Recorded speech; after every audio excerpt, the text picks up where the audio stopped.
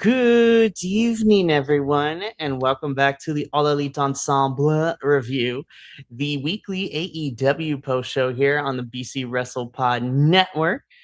My name is Mikey, El Jefe of BC Wrestle Pod, and joined with me, as always, is my co-host, Mr. Benny T. Bear in the house. Oh man, I'm excited. There's a lot to discuss. Summer Blockbuster is in the books, and my goodness, Summer Blockbuster delivered on a lot of fronts. All 4.5 hours were friggin' great. Let's do this thing. Absolutely. So we just not gonna waste no time. We got 4.5 hours of AEW to cover. So y'all already know where to find us when we go live, where our social medias are at, where our merch store is at, and if you want to donate to help pay for stuff too. All right, let's just get into it because we got a lot to discuss. So we're gonna start with Summer Blockbuster, but specifically, we're going to start with AEW Dynamite this week. So AEW Dynamite is what kicked things off for us for our Summer Blockbuster week.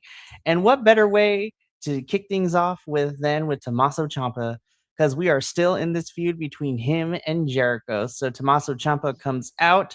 He begins cutting a promo. Jericho comes out. This went a little bit long. You know, Tommy and Bald may or may not have been mentioned in said promo off. And then the two of them fight. I was just like, okay. I was like, there is nothing more to discuss. Yeah, this one was pretty fun. I love the outfit on Tommaso Ciampa here. The gear was on fire, man. Apparently, everybody all took a trip to the Everglades this week. So, and I love this new Jericho stuff that he's doing, even though it's sort of gimmick infringement on Kevin Nealon, but I don't think Kevin Nealon minds. So,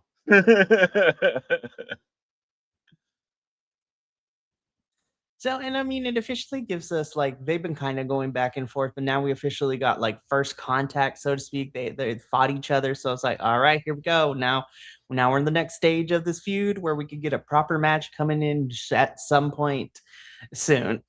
So I'm cool with that.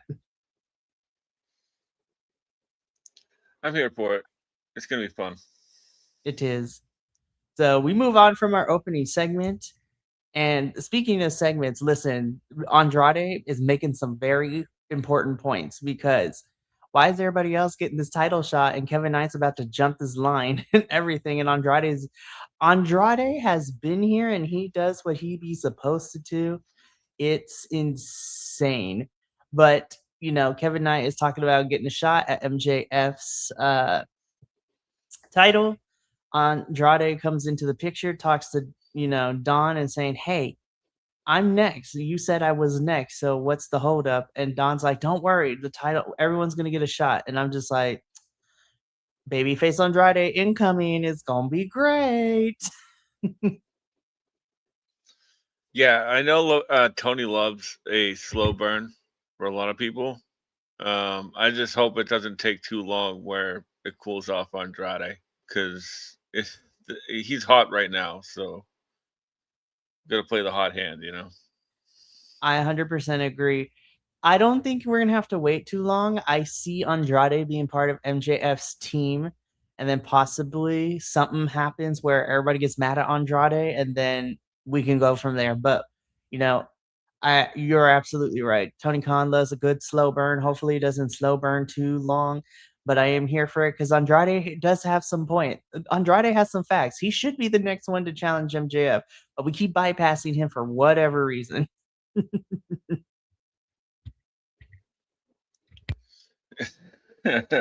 How we know that you just keep getting passed Be passed like, by, you know.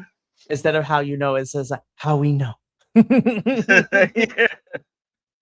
We're going to talk about that because, again, Babyface Andrade is incoming hot and fast. And we're going to discuss that when we get to his match because I was like, yes, Andrade, I'm here for Babyface you.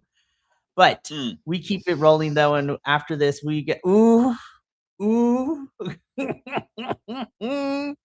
get into our first match, AEW Continental Championship. Of course, nobody is allowed at ringside.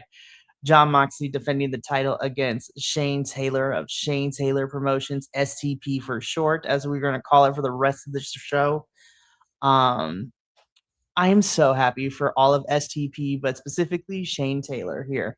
Man, Shane Taylor has been in this game forever, staple of ROH 1.0, coming back and being a part of ROH the rebrand, the Tony Khan version of it all, and then having him, bring in the infantry, Trish Adora, Tyga Style as part of STP.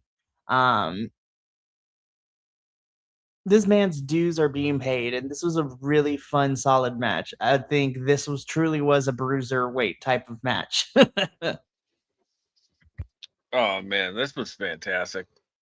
Like, I've never seen anybody take it to Moxley the way that Shane Taylor did, and uh, I'm not gonna toot my own horn, but maybe I will. This is something that like I've been saying for a while. That like uh, Shane Taylor is a fantastic TV wrestler, and I just hope everybody else saw that, and I'm pretty sure they did, and I like the interaction with STP at the beginning where they all get sent to the back, and by the end of this match, like the Death Riders try to be the Death Riders, and the Death Riders got stomped out by STP. What? That That doesn't is even make sense. insane to watch because normally we're just like, okay, Death Rider's about to be doing Death Rider things, but then at the same time, it's just like watching STP stomp them out. I was like, oh, this is gonna be interesting. Heck to the yes, man, this is gonna be good. And then, of course, when we talk about it a little bit later, it sets up what we're getting on Collision, which we're gonna discuss when we get there, because there was a tiny, short backstage segment in Dynamite that leads to it. But yeah, watching STP stomp out Death Riders and kind of get the one up on them on Dynamite was insane to watch. I'm like, oh, so this is how we go. Oh, we gonna put over. Ooh, we're gonna add some fire to STP already. This is their third week here on this main roster, and I'm like, I'm here for this. Absolutely. Oh man, it's so great. But yeah, Moxley may have retained the belt, but STP stomped out the Death Riders, which would set up for what we would get later in the week for Collision. But fun match, our fun first official match. And then we get into a promo. Kevin Knight is here talking about the dead weight that was Speedball Mike Bailey, and that we should all be mad at Darby because Darby couldn't get the job done. And again, Kevin Knight is just feeling himself, and I love a cocky Jet. The Jet was cocky, but he ended up getting grounded because who should come out during this promo and get a little bit of a lick back but Darby Allin. Darby doesn't forget, and he's coming for Kevin Knight. So I'm like, yes, Darby gonna play the cat and mouse game, and I'm so here for it. Yeah, I was wondering where the rest of this is going for the last few weeks, because it's sort of been. I mean, at least not the last few weeks, but when he came out to cut this promo, I was like, okay, where's this going? Because it's sort of like the third time we've heard the same promo, So it's like, okay, next chapter, please, and we got that, and Darby's back, and I'm here for it. This is gonna be a fun little feud. And Darby is a fantastic TV wrestler, so I'm looking forward to it. Yeah, it's gonna be fun for sure.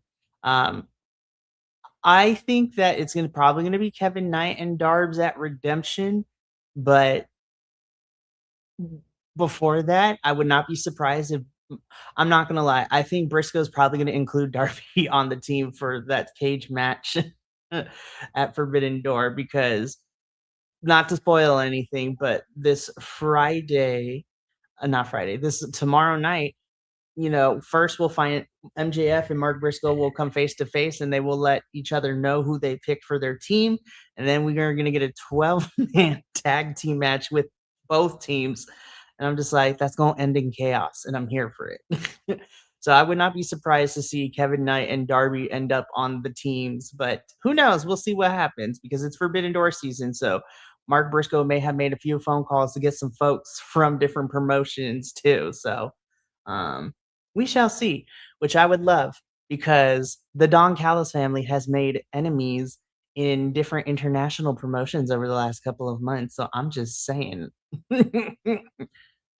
So we'll find out tomorrow what it is, but I'm here for it either way. And it also now gives us Kevin Knight's next couple of steps now that he and Speedball have kind of like we made the breakup official after their match. And Speedball's match this week too against his other former Speedball can't catch a break, man. He lost 2 tag team partners in the span of like a week and a half. Seriously. I was like, poor Speedball. But Speedball singles run is going to be fun, though, too. I'm not going to lie. It's going to be fun. Yeah. So I'm excited. This is going to be fun. This was a nice little promo, and it sets up everything nicely for Kevin Knight and Darby's little program for the next couple of weeks, which I'm here for, and it's going to be a fun time. But after Kevin Knight's little promo, we get into this match, and I'm like, talking. I was like, nah. Yes. These two have insane chemistry, and every time they fight each other, I'm just like, there is no way y'all can just one up the last match y'all had. And sure enough, they did. I was just like, these two have insane chemistry together, and I'm just sitting here and I'm just like, you two just don't have a bad match with each other, honestly. Like, it's crazy how great and fun this match was. Yeah. But to be honest, but it's like 2 fantastic television wrestlers like going up against one another. Like, you can't really go wrong. And there was one part where, like, right before the commercial break, the first commercial break, Pac usually Pac like suplexed Briscoe onto a chair, and they're just like, "We'll be right back." Like, as Briscoe's like laying in a heap. It's like, here's a couple commercials. We'll be right back. Yeah, right. Talk about a cliffhanger. I was like, how dare you do this to us? But this was a fun match. Mark Briscoe beats Pac, and I was just like, Pac, you're so great. You don't lose anything from losing here. You're always fantastic. And it's been a great week for you. You may have lost against Briscoe, but you won in the match that kind of mattered for you in the Death Riders this week. So I was like, it's a win for everybody. Now, after the match, though, Mark Briscoe gets on the microphone and he calls MJF out, and he says that he wants a title match, and Max continues to dodge him. And so Max let it be known that as long as he's champion, Mark Briscoe will never get a title match because Max does not believe that Mark Briscoe is a good wrestler, a great wrestler, and he's somebody who doesn't deserve a shot because essentially it's just what it is. MJF just don't like Briscoe. He's just like, you suck. I don't like you. You're everything wrong with wrestling. So no, you don't get this title shot. And instead of getting mad, instead of getting frustrated, Mark Briscoe's just like, I see you have chosen violence.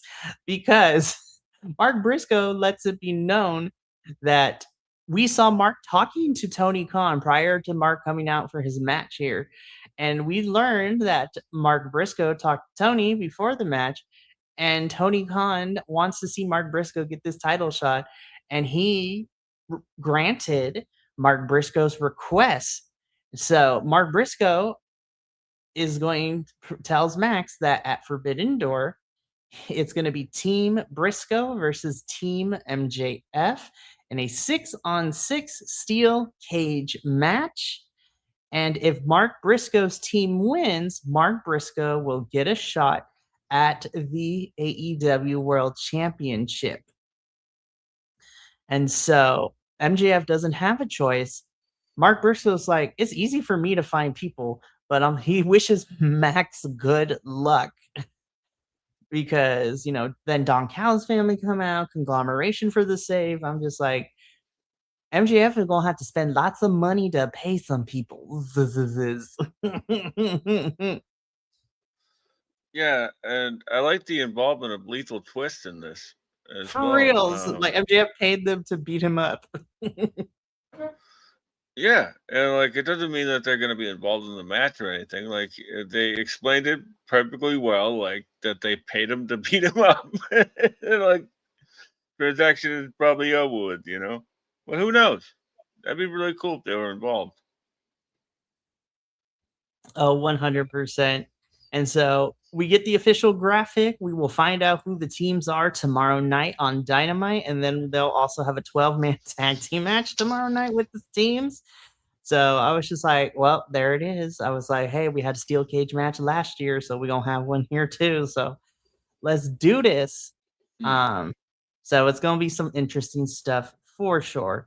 So after this match and the segment, and one of these matches being made for Forbidden Door, we get into our next match immediately: Orange Cassidy versus Andrade El Idolo, and this match was so much fun.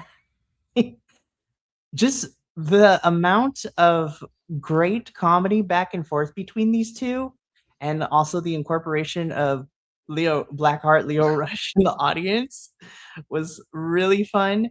And just both of them are just really good wrestlers and they complement each other very well. But yeah, Orange Cassidy like taking a selfie with Blackheart Leo Rush, and he's just like, and Andrade and Leo Rush being like, how you know? I know. How you know? I know. How do you know? Yeah, what was it? Like Andrade was just like how you know? He's like, he knows. Who's he? Him. It's like a who's on first, Like, how he know? Oh man, such great stuff.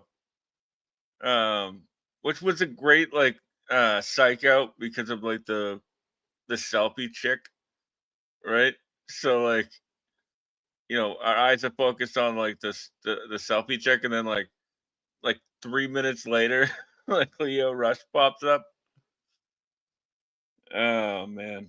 And I think Andrade might be the first wrestler ever to get a pair of trunks blared. Like, I was just like, it was bound to happen. Let's be so for real.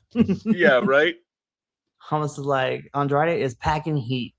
And then some. But like, Be was it like, Orange also had the breakaway pants that had more pants underneath. he was channeling CPA with that one with the pants. Be like, oh my gosh, he's taking it off, and it's another pair of like jean pants. Orange Cassidy never changed, honestly. This is a fun back and forth. Andrade El Idolo is able to pick up the victory here.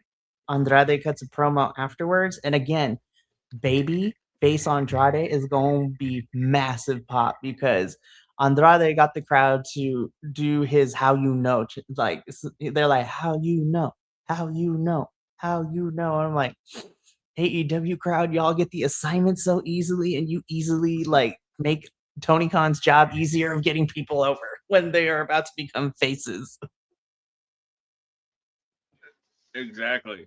And what a world of difference it is from a year ago for him, huh? Crazy. We talked about this last week and even a little bit during Dominion last night. It's just like there's such like a renewed passion for Andrade. Like he is just giving it everything, and the crowd is like organically 100% behind it. And I was like, he's always been this good. It's just he needs to be utilized a lot better, and he is being utilized a lot better here in AEW this time around. Exactly. So good match. Babyface Andrade incoming is going to be great. So afterwards, we get a hype package, you know. What's funny is that Tekla's having a match at Stardom, but feels like it's gonna be a match between her and the president of Stardom because that's really what this feud is about, which is insane. Of course, we get the top picture is from Multiverse from the Maple Leaf Pro Wrestling Vegas show that they had. And then, of course, you know, the bottom picture was a couple weeks ago when she spat on the Titantron on top of the ladder at AEW, you know, on Stardom. So I'm just like, Tekla is great. This is perfect for her. She is a star. And I'm like, this is gonna be interesting. Now we're gonna get into a little bit later though, because she cuts a promo on Collision, and I'm just like, huh, I wonder how that's gonna be. And then it got answered. I'm like, oh my gosh, but we'll get there when we get to Collision. Because right now, Benny, this is where we set up what we get for our main event on Collision. The Death Riders are coming after STP, so they challenge them to a 5-on-5 Cincinnati street fight on Collision. I'm like, ah.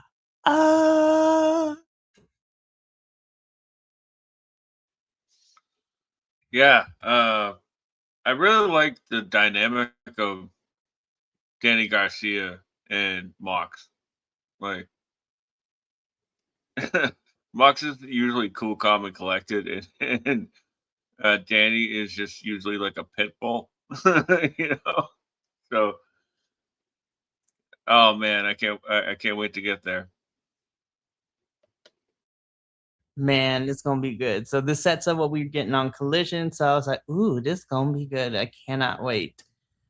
Afterwards, though, so a little bit of a change. So going into the show, originally in this Owen Hart quarterfinal match, it was going to be Sky Blue versus Sari. But unfortunately, and we did get a little bit of clarification, which makes a lot of sense. Technically, Sari was cleared by the Japanese doctors. So when she got checked out in Japan, she was cleared by them. But when she came here to AEW, the AEW doctors, you know, who are usually US medical professionals, weren't too keen on having Sari perform, especially when it comes to a neck injury. So they ultimately made the decision that she was not medically cleared to compete, which, you know, is very interesting to, you know, to hear. I mean, it happens, but it's interesting to see that she got cleared in her home country, but here in the States, they didn't want to take the risk. And honestly, I'm okay with that. I'm like, shout out to the AEW medical team. They didn't want to risk it. We didn't want to get nobody hurt or injured. So that is So I was like, shout out to the medical team. But because she wasn't cleared in time, that left this match up in the air, trying to figure out, okay, who, if Sari is not able to compete, who is going to face Sky Blue in the Owen Hart? And so we learned at the top of the show that Maya World would be stepping in for Sari. And I was just like, okay, this is good. I'm gonna be completely honest, Benny. I saw this and I was just like, oh, okay, Sky's probably gonna win. She's gonna make it to the next round. I was just like, you know, Sky's probably gonna win. I have never been happier to be proven wrong. I was like, yo, they actually had Maya World go over here and in a quick pivot, they make this match between her and Athena in the semifinals coming up super interesting because they are playing on the fact that, you know, Maya is Athena's student, and it comes into play with the promos that they cut against each other as well, and everything that happened on Collision. And I was just like, that's crazy. I am a little bummed for Sky, but I still holding off belief that once we get closer, I do think that Sky will be the one to possibly take the title off of Tekla down the line, but I don't know. We're gonna wait for that. I really like this match too because this just shows how quick and how smart both Sky and Maya World are. You know, they turned what could be a potential botch into a really fun, amazing sequence. I was like, oh, these girls know what they're doing. Like, this is amazing. Yeah, this was a great match. I really had like no doubts when I saw the graphic. It sucks about Sari, um, but it happens. It's a really nice story for Maya, even though I don't know if she's young and emotionally vulnerable to be putting that stuff on TV, but that's not for me to say. The entrances were really cool. Um, for Sky Blue, yeah, like she had always like coming up with something new, which is pretty neat. Sky did like a twisting neck breaker in this that was like it looked really good. It the outcome did not surprise me because I was pretty sure that Sari was going to be facing Athena in in the semis, so I wasn't surprised when uh, Maya got the win, but they still made me believe in the match. So that's really all that matters. And I'm really looking forward to Maya World versus Athena. Oh, absolutely. That match is going to be so much fun. I'm looking forward to that as well. And yeah, it's going to be great. So Maya World is moving on to the semifinals, and on her side of the bracket, it's going to be her versus Athena. So that's going to be a really fun match. So looking forward to that.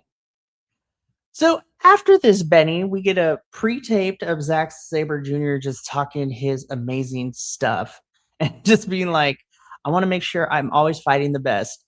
And then just commentary team just, nonchalantly, like it's an average Wednesday, just casually dropped this graphic. And I was just like, excuse me. I clutched my pearls. I was like, I'm not ready, but I'm also excited and ready. I need people to get Yeah, hyped for this match. Seriously. you know that meme of like Dr. Steve Brule, like like that's what I was like. I was like, what? What do you mean? Like, oh man, uh, it really took like this is why we don't fantasy book too far ahead in advance, right? Because sometimes when us wrestling fans will be like, "Oh yeah, give us Zach versus Lee Moriarty," and like which we still want eventually at some point. But at the same time, we can't book ourselves into a corner because when they when they drop graphics like this, you're like, well, that'll do as well.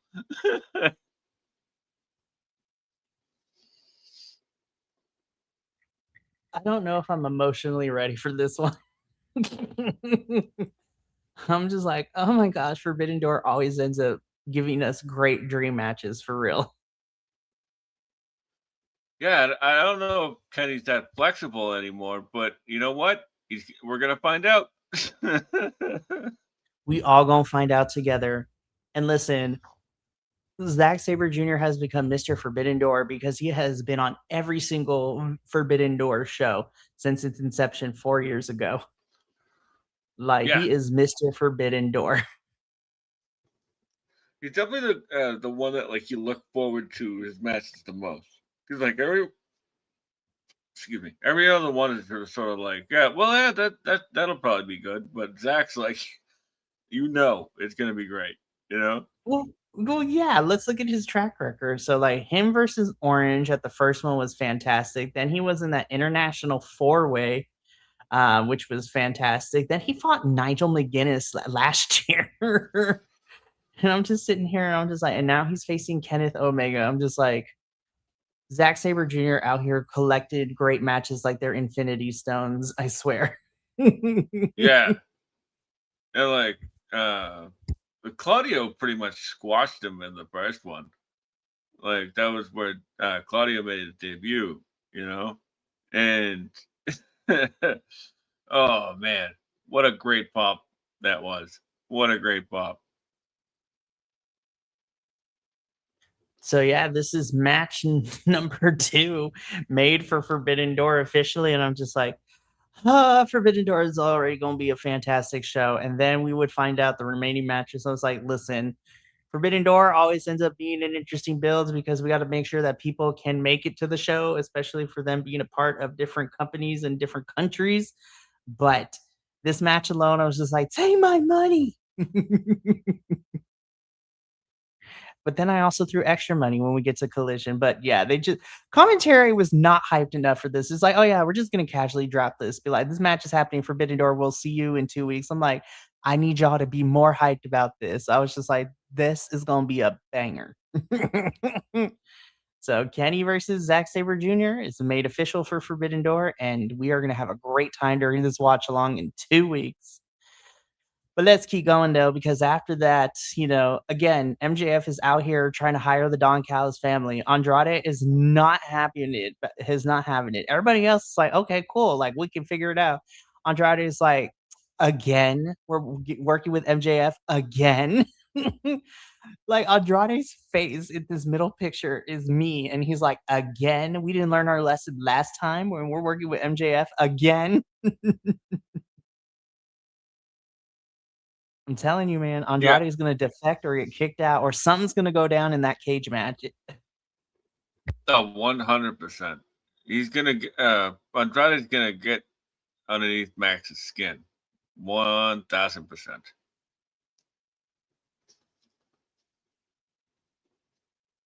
So I cannot wait. So we're gonna find out the final teams tomorrow evening, which leads us into our main event of Dynamite Summer Blockbuster.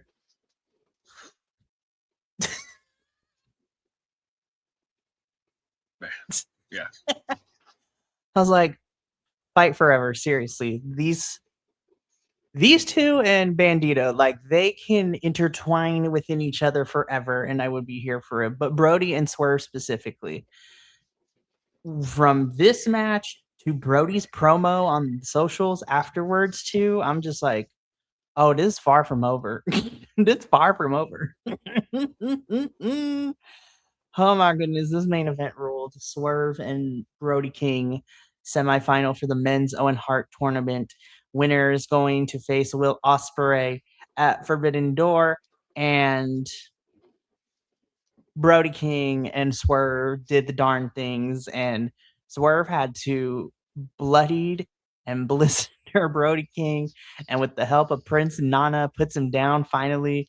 Swerve wins. He's going to be facing Ospreay at Forbidden Door, but this match, yes. Yeah. I love these two together, right?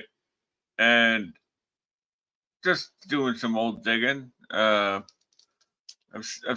seen a bunch of matches between these two in MLW and PCW Ultra. Uh, so it's great to see them here in the Owen Hart tournament. Like that power bomb onto the announce desk was just gross looking. And I saw something on Threads where like somebody was taking a video of it, and thank God Taz has new knees because he had to get the hell out of Dodge right real quick.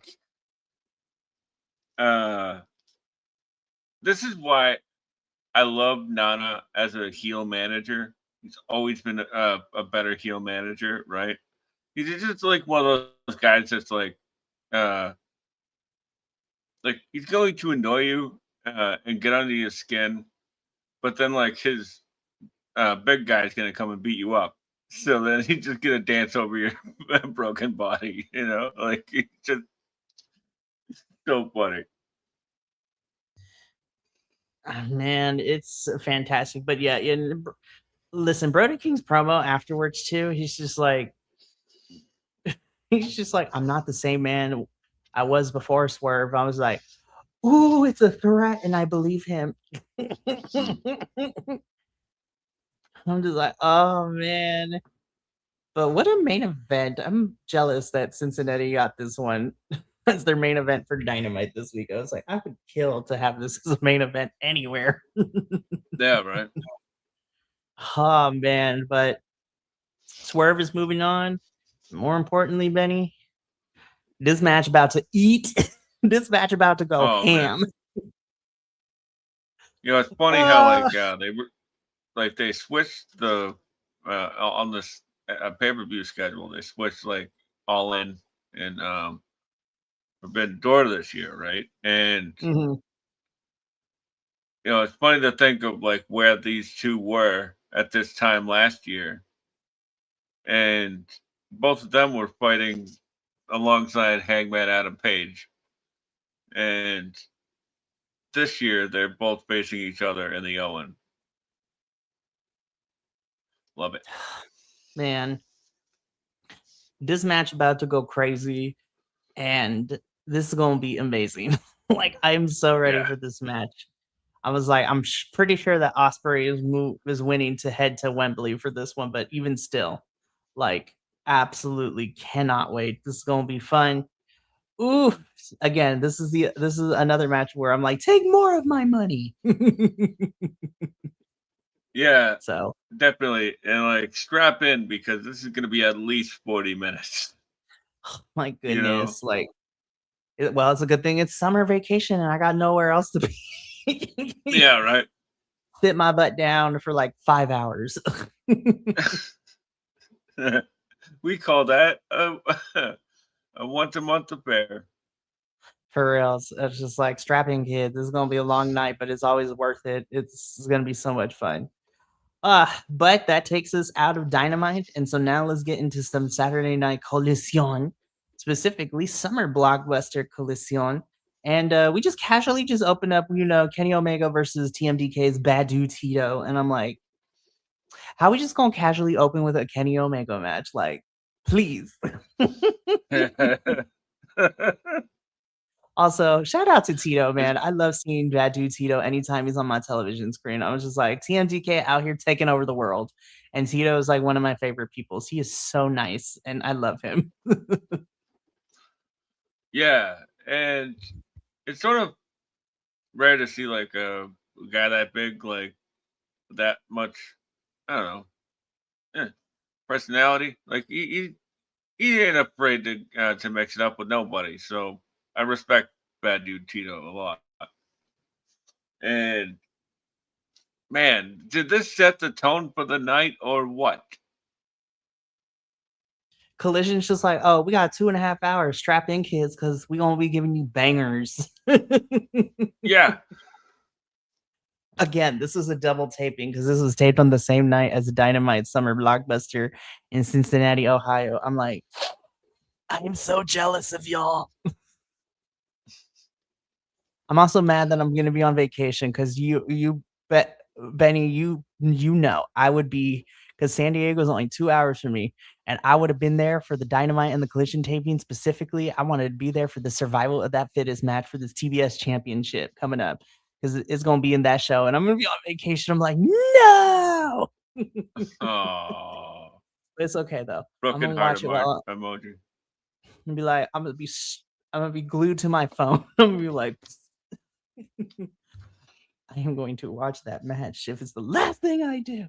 But no, and it's relevant because we're gonna talk about it because we had two of the qualifying matches on this episode. But yeah, Mm-hmm. Tito is fantastic. I love him. Kenny wins this match, and Kenny just makes it known he's coming for MJF's title, but he also says Zack Sabre Jr. needs to be prepared because he's like, Zach, I love you, but if I'm going to get back to the top, I'm gonna have to go through you.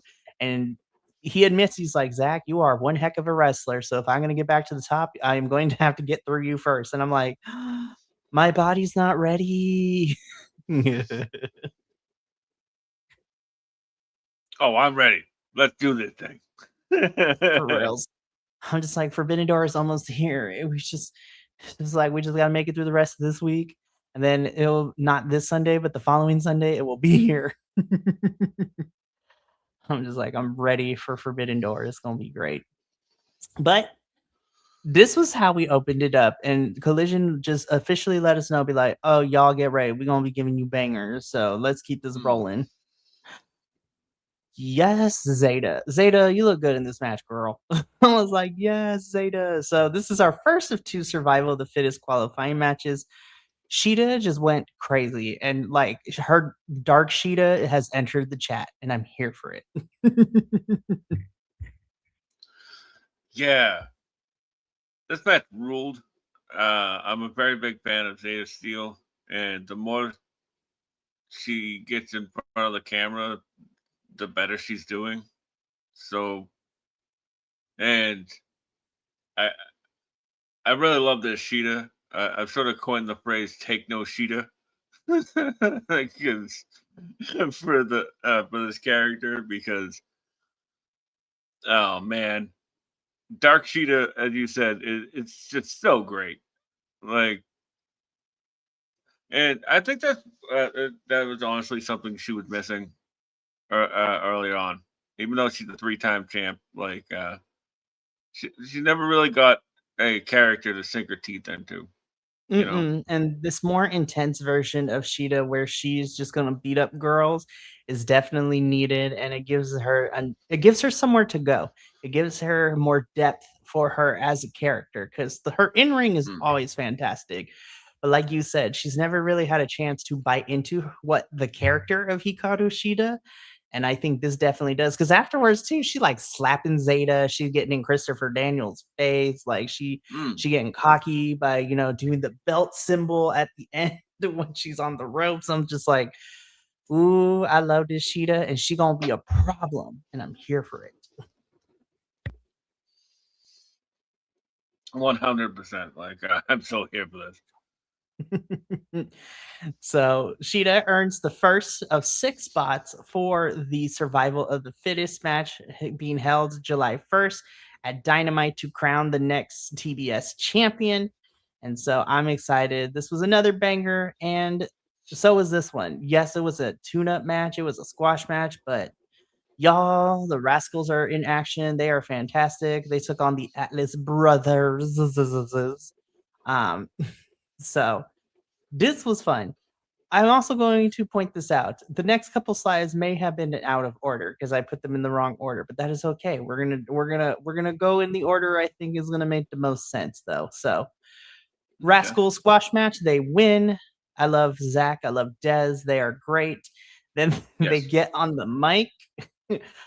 Before I get into the next part, Benny, anything to add to their tune-up match? No, it was pretty standard fare. Fair. So then they both get on the mic and they just hype up and they introduce Myron Reed, which then leads us into our next match. Uh the Kevin Knight Wow. and Myron Reed. Like, Wow. I need a best of 7 series like immediately. They Mm. complement each other so well. And I've always had this as a dream match of mine, and I didn't know what to expect. And I was just like, they gave us a glimpse. I need a best of 7 series between these two because the uniqueness of their offense against each other is insane. I'm just like, I love it when wrestlers get creative and they have opponent that will allow them to be creative and also fight back with their own creativity. Like, I'm like, Myron and Kevin Knight just did not know that gravity existed in this match. Yeah, 100%. You know, it's one of those times where like I saw the graphic earlier in the day, or a day or so earlier, and I was like, "Oh, okay, that's interesting." And then scrolled past, and I was like, "Wait a minute, did they just say Kevin Knight and Myron Reed?" Like, I had to take a double take, and I was like, I "Oh, know this is going you're to just be like, oh, this hard." about to. I'll be like, oh, that's on the card. Oh, this about to be cute. Hold up, wait a minute. Who versus who now? Yeah, exactly. Like, I had to take a double take. Like, wait, well, oh man, clear the schedule. This one's gonna rule, man. This did not disappoint. Oh my goodness. Like, best of 7 series, please. Best of 7 series in any capacity. Like, I know it's not until the end of the year, but let's put Kevin Knight and Myron Reed in the Continental Classic. Like, Start it just next like week. let's Let's go.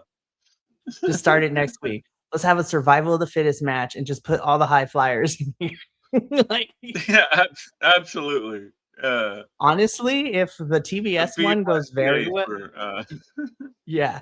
If the TBS one goes very well, I would not be surprised if Tony, I know it's an ROH like specific type of match that's making its way onto AEW roster, but honestly, if it works, because it worked, I we talked about it when we did a Super Card of Honor.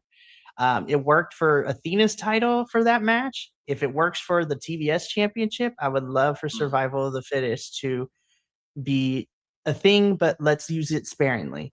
Like I don't want like, every championship match to become Survival of the Fittest, but even still, Survival of the Fittest is so much fun. And I think if you sparingly use that, especially for yeah. your mid card titles, like I'm here for all of it, especially because of the talent that you have in the mid card for both the women and the men's division. But Kevin Knight may have retained his TNT championship, but Myron Reed continues to prove. I was like, give this kid the rocket and let's strap it onto him and let's see how high he flies. Like Myron is amazing, but 100%. oh my goodness, I love it. So, and the hits just keep on coming because after this, though, this promo between Maya and Athena, I was just like,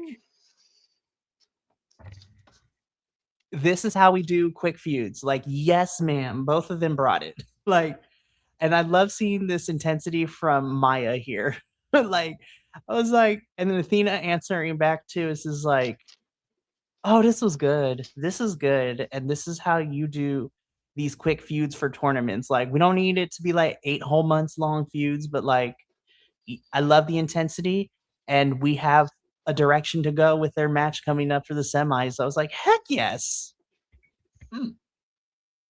Yeah. This was great. Athena, never a bad promo. And Maya's growing. She's a hell of a prospect. Maya has turned is like literally the epitome. Everything that she's accomplished so far has been a result of being at the right place at the right time. Like from that whole situation that started her and Hyan's like journey into being signed to AEW to where we are now, I'm just like right place, right time, man. It's like the universe will give to those who need it. So And it's always have your great. gear. Mm-hmm. So I'm excited for the semifinal match when we get in it soon. But I do want to go back because again, like I said, I put these slides out of order a tiny bit. The ops are fighting, specifically Hook and Anthony Bowens are. I was like, yo, Hook. I actually was kind of here for this one.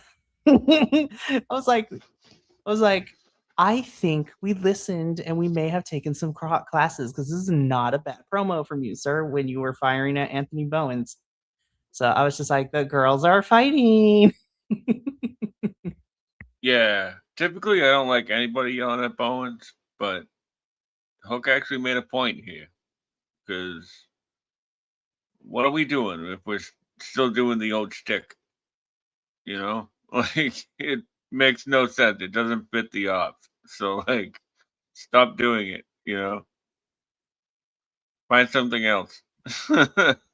So I'm just like, you know what? I'm here for this development between, these two, with Bowens being the new hothead recruit in the ops, and Hook is like, you need to play it cool, bro. Otherwise, it's gonna end badly for everyone. Like, calm down.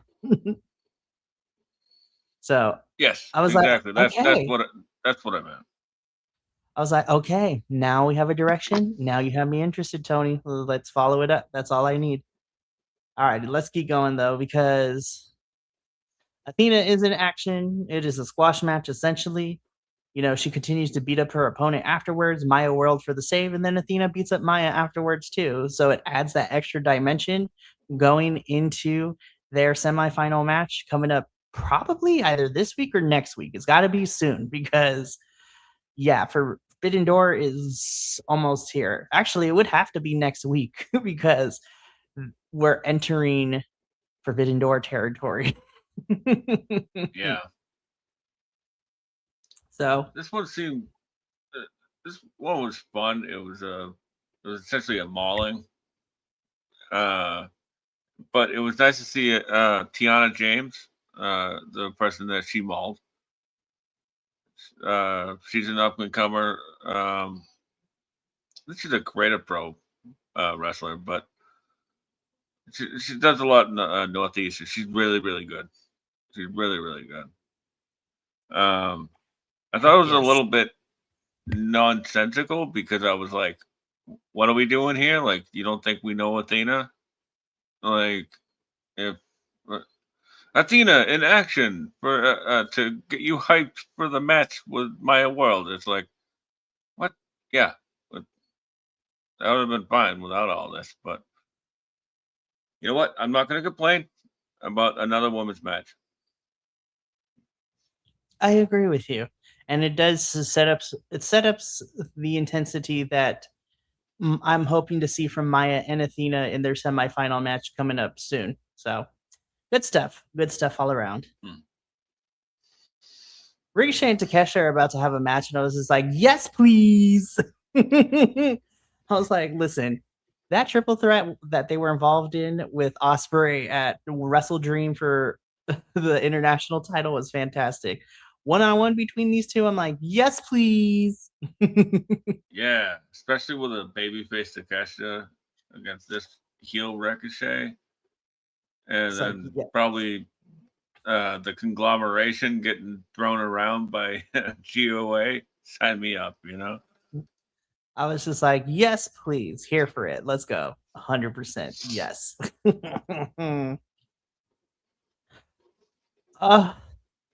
Man,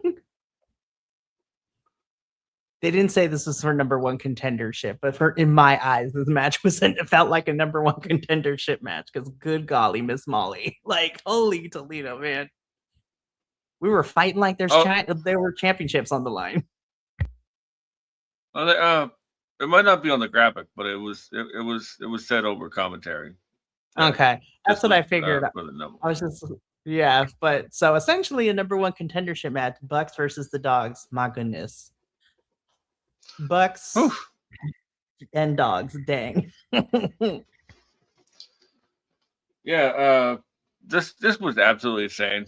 Like it was everything you wanted from a Young Bucks Dogs match, and what a bunch of weirdos the Dogs are, you know. And I'm glad to see that they're doing something with the Dogs. Um, I really like the shithead heels that they are going up against Cope and Cage. I don't think they're gonna win the belt, but they're at least building somebody new to be the first challenger, and that's not usually something we get. So I'm not going to complain about that. No. And again, I'm very interested because Juice is still mad. And so Bang Bang Gang still got some beef with the Dogs. So I was like, unless it results in a Jay White return, like, we're good. I'm okay. Like, we can put them on pause. But I was just like, if we're going to continue to have the Bang Bang Gang and the Dogs cross each other, right now in AEW, I'm like, it better result in a Jay White return. Like, that is the only thing I will be okay with. If not, we can keep them apart for now. Yeah, definitely. But the Dogs win, so we are going to be getting Cage and Cope versus the Dogs at some point. Here for it. Can't wait. Tekla, the diva you are. I was just like, yo, nobody talks to Tony Schiavone like that. But also, I love that you talk to Tony Schiavone like that because spicy Tony Schiavone is fun. I was just like, yes. So Tekla basically says that Stardom ain't squat. She got fired from there and she has become the champion here in AEW. And she challenges anybody from Stardom to come and challenge her. And she'll even put the title on the line. And even more so, Tekla said that she would pay for a front row seat for President Taro so he can sit there and watch Tekla destroy the challenger from Stardom. And so I'm like, I wonder who this challenger is going to be. And then literally like a minute later into the show, we get this graphic and I lost my absolutely mother tucking mind. Like, ah! Oh my gosh, Starlight Yeah, this Kid. was Yes, ma'ams. I was gonna say was that this is another one that I texted you and I was like, oh my god, I can't. Oh, Starlight Kid. Yes, we finally got it. We finally got Starlight Kid on a Forbidden Door. I'm just like, thank goodness. And what I loved is that Stardom and AEW were smart because they picked someone that these two actually have Stardom history together. They have a rivalry in Stardom when Tekla was there. So I'm sitting here and I'm just like, this actually makes sense. And then we got the pre-tape too of like what Starlight Kid can do. But this also made me go, take even more of my money.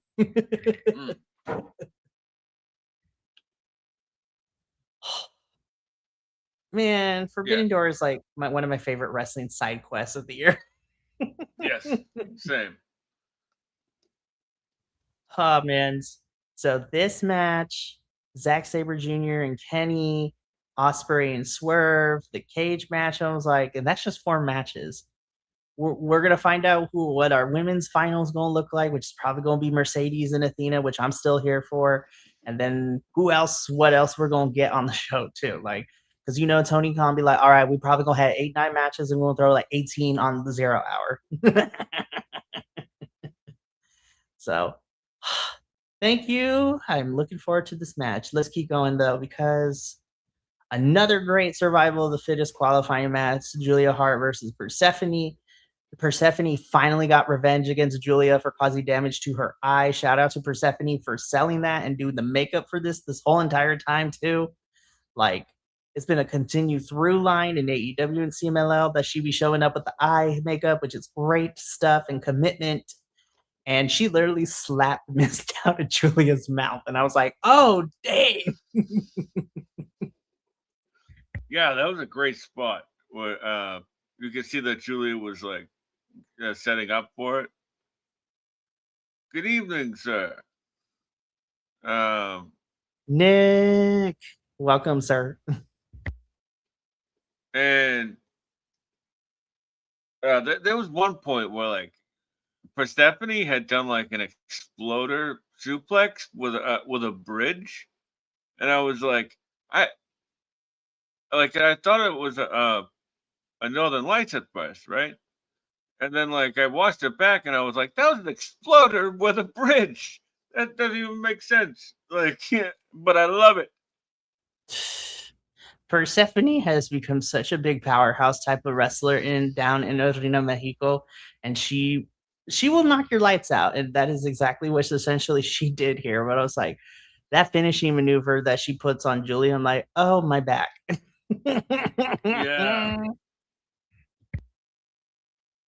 What was it, like the sit out Razor's Edge thing? Like, yeah, essentially it looks like she goes from a razor's edge into like some sort of sit down power bomb essentially too. I'm like, oh, that looks vicious. yeah, that looks so cool. And with that, Persephone wins, and she will be joining Hikaru Shida in the survival of the fittest match. So, yeah, already I'm digging it. And we still got 4 more qualifying matches. Of course, we had some other girls who made their intentions known, like Harley and Chris and Mina. Aminata's running around too. So I'm just like, oh, this is about to be on and popping. So this is gonna be some good stuff for sure. But alas, Benny, Speedball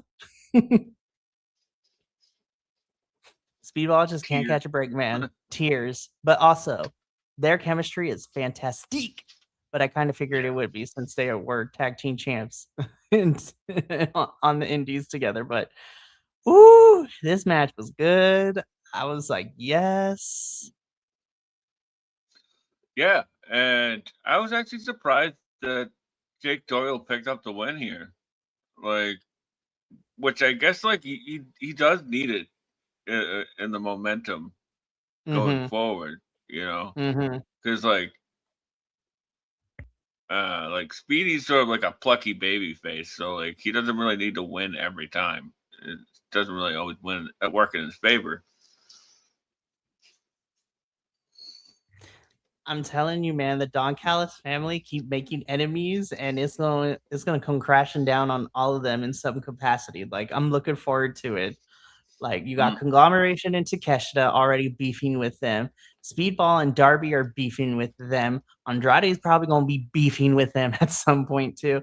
So the Don Callis family keep making enemies, and so it's all going to come crashing down. And they're also going to implode on themselves too, because Fletcher and Okada is going to explode when we reach that breaking point in the near future. Like Oh yeah.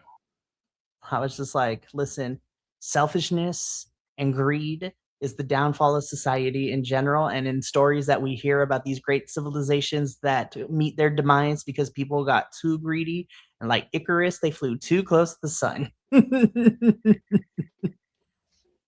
But yeah, this Present match day. rolled X100. Yeah, this match ruled. Jake Doyle with a little bit of assistance from Kevin Knight, which is going to be interesting moving forward. But Speedball will bounce back, literally. He is, like you said, he is the plucky baby face, and he will be okay. And so I'm interested to see what's next for Speedball and moving forward into the summer season. So this is gonna be fun. Uh Oh man. this was my match of the week. Like, Easily. oh my goodness, like this had everything. This had crazy spots, it had good wrestling, it had comedy. Like, and this is how you put over, even in a loss. This is a new faction, new group of characters that are going to be on AEW television moving forward, especially if nobody watched them on ROH. But like, this Cincinnati street fight was everything. I loved it. Like, let's just talk about some of my favorite moments, right? So of course you had Claudio and Trish Adora fighting each other, which I was like, Trish is just chopping at Claudio's chest, and that chest was red by the end of this because of her chops, which is great. Then some other fun moments is like the swing in which Marina Shafir is like, "No, Claudio, don't be a gentleman, swing her right now." And so watching Trish get swung was fun. I laughed so hard when when STP were playing up to the camera when we came back from commercial break. And then I think it was Carly Bravo got caught up by Claudio and put through the table, and the rest of them just slowly turn a la like Looney Tunes as they're like, oh, we should probably get back to the match. Like, and Marina Shafir, you sicko, because they throw her bare feet into the glass and then she just continues to stomp on it and dig that glass into her feet like she is bleeding. And I'm just like, you are a sick freak. And I understand now why Roddy loves and married you. I was like, you a sicko. You could take some pain, girl. This match was everything. This was my favorite match of this whole entire week of AEW summer blockbuster television. Yeah. He said that, not me.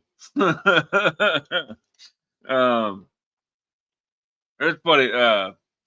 I'm just joking around. Uh there was one time where like Lee and um Mox were fighting on the outside, and I saw a video on Threads earlier where like somebody was like, Mox, there's kids over there, and Mox Mox says, you gotta grow up sometime.